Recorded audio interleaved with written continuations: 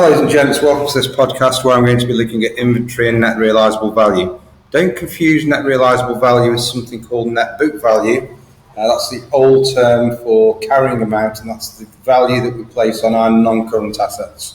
Net realisable value is all to do with our current assets and particularly how we value the inventory. Just to have a quick look at some of the theory behind it. Big accounting concept that's involved is prudence, and that says that profits and assets shouldn't be understated, losses and liabilities shouldn't be overstated. So in this case, what we're going to be looking at is where we can sell our inventory for less than we actually bought it for. The normal rule with inventory that you followed up to date is that we value the inventory at the cost price and not the selling price. But we're going to be looking at some examples here where the selling price is actually lower than the cost price.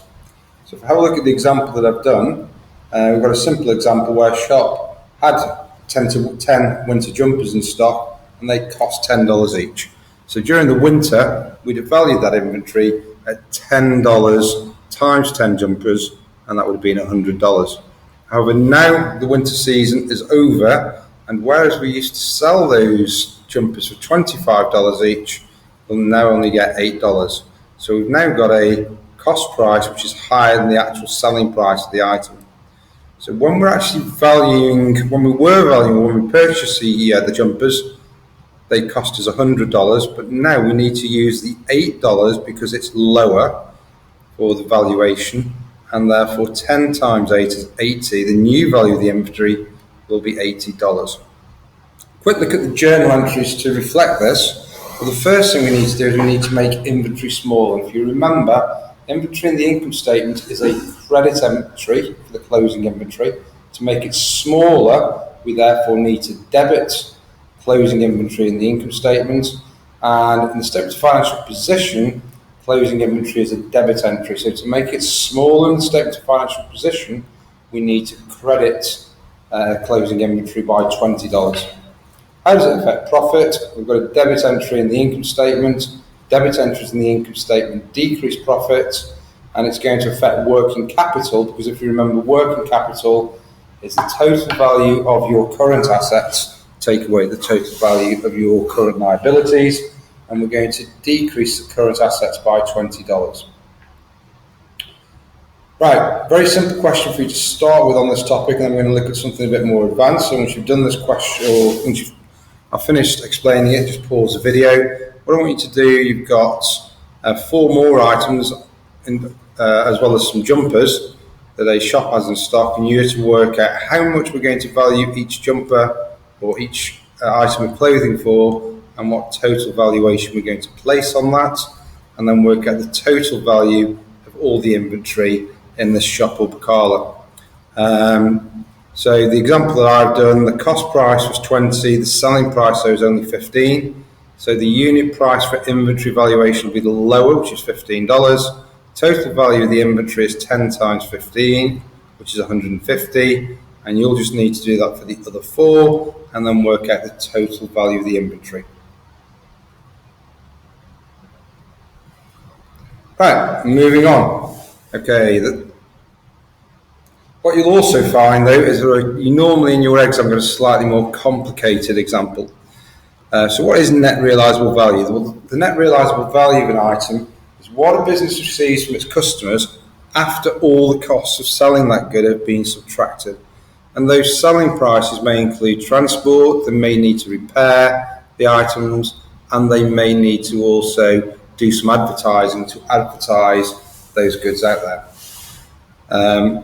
So the calculation for net realisable value is selling price minus all the selling costs, and it links in particularly for those of you doing AS and using this video with something called IAS 2, International Accounting Standard 2, and it clearly says in IAS 2 that we need to value inventory at the lower of cost and net realisable value. So in this example, a firm sells towels. After a fire in a room, it was discovered that 50 towels costing $2 were damaged. They could be sold for $1 as rags, provided they are cleaned at a cost of 50 cents per towel. So the first thing we need to do is to calculate the net realisable value. And the net realisable value, if they didn't need to repair them, would be $1. However, because it's going to cost them 50 cents to repair the towel before they can sell them, the actual value is going to be $1 take away 50 cents, which equals a total of 50 cents. So the value of these towels now will be 50 times 50 cents, or half a dollar, which is going to be $25.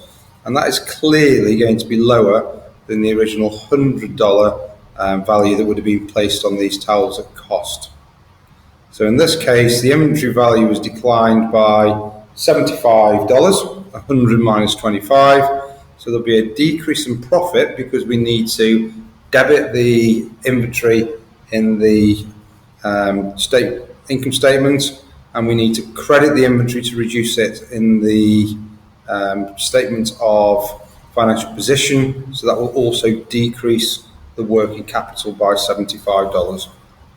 Okay, there's a couple more questions down here for you to do now, linked to the slightly more complicated scenarios where you've got some return televisions, and you've also got damaged satellite dishes. So I want you to work out the total selling cost per satellite, how much they're going to be sold for, then calculate the net realisable value of the satellites, and then what the total value of the satellite should be. What I want you to do once you've completed that is I want you to fill in the little table here, just saying what you think you can and can't do before we start the lesson. Right, hope you enjoy it. Don't forget to share it with me. Good luck with the questions, and I'll see you in the lesson, or if you're just watching the video, good luck. Bye-bye.